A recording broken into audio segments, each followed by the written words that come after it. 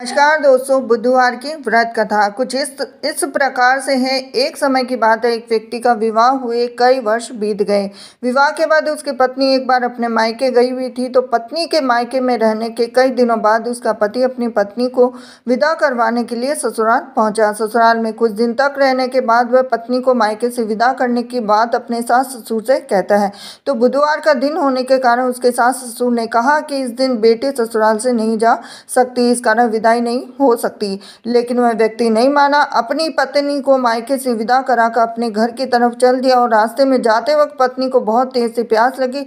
तब पति पानी की तलाश में इधर उधर भटकने लगा। काफी देर के बाद जब वह पानी लेकर वापस लौटा तो उसने देखा कि पत्नी के पास उसी की वेशभूषा में कोई अन्य व्यक्ति पत्नी के संग बैठकर बातें करता हुआ दिखाई दिया। अब दोनों व्यक्ति आपस में लड़ने लगे। पहले व्यक्ति ने गुस्से में अपने दूसरे व्यक्ति से पूछने लगा कि वह कौन है, क्यों उसकी पत्नी के साथ बैठकर बातें कर रहा है। फिर आपस में लड़ने लगे।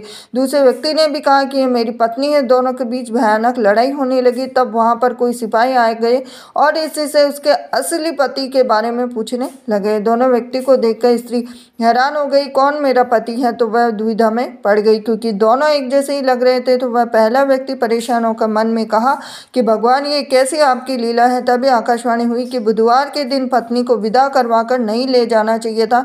यह सब सुनकर पहला व्यक्ति समझ गया कि यह भगवान बुद्ध की लीला है। फिर वह व्यक्ति बुद्धदेव से प्रार्थना करने लगा, क्षमा मांगने लगा। फिर फौरन ही बुद्धदेव अंतर्धान हो गए। अब उस व्यक्ति को अपनी पत्नी मिल गई। तभी से हर दिन बुधवार के दिन भगवान गणेश की पूजा करने लगे और व्रत करने लगा। ये थी आज की बुधवार की व्रत कथा। हरे कृष्णा।